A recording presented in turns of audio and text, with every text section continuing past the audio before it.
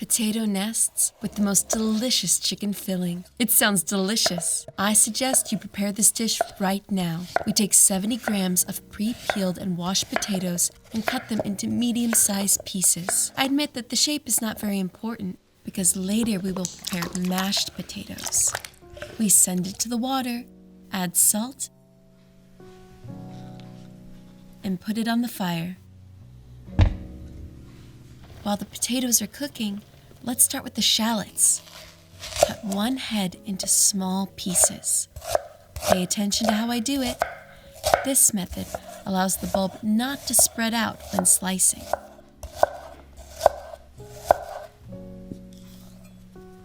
For the filling, we will need chicken.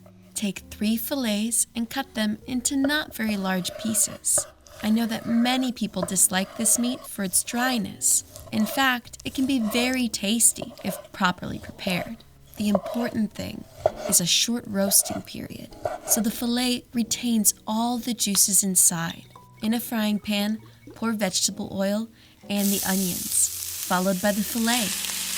Add salt and pepper. Don't be too stingy with the spices. You can never have enough here. We also need paprika and dried garlic. These are natural flavor enhancers.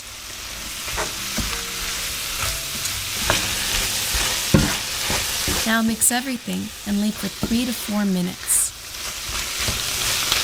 For the filling, we need to add not just chicken, but also vegetables. Take half a green and red bell pepper.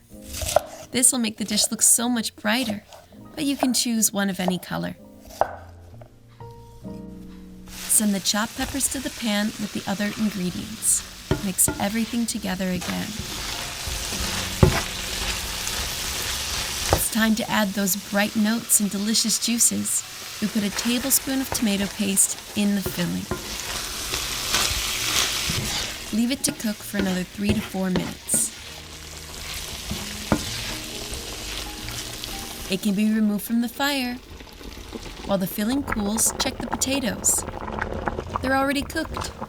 Drain the water. Put the potatoes in a large bowl. Add the spices, salt and pepper.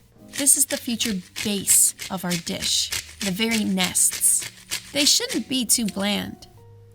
Add 60 milliliters of milk to the potatoes. It's better to take warm milk or milk at room temperature so that the potatoes don't change color. Now we prepare the mashed potatoes. No blenders or mixers needed. We'll be doing this all manually. Grate 60 grams of cheese. We chose to use Emmental.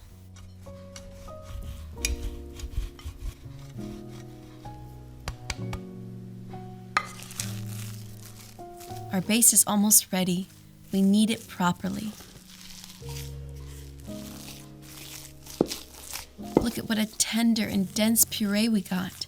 This is exactly what you need. We take a large baking dish and grease it with vegetable oil. Evenly distribute it and brush over the entire surface so that our nests won't stick. For the same purpose, we'll lubricate our hands with oil. Believe me, it's much more convenient to work with potatoes this way. We take the puree and form a fairly large ball. We add pressure so that it turns out dense without any excess air inside. After that, we put it in the baking dish and press down a little. We repeat this several times until all the puree is done. We'll have 7 servings. It's time to make the very nests we were talking about at the beginning of this video. We take a glass and press into the middle of the potato balls. I think you already guessed where we'll be putting our filling. Don't worry, we should have enough for all the portions. It's turning out quite picturesque. Add a little more cheese on top.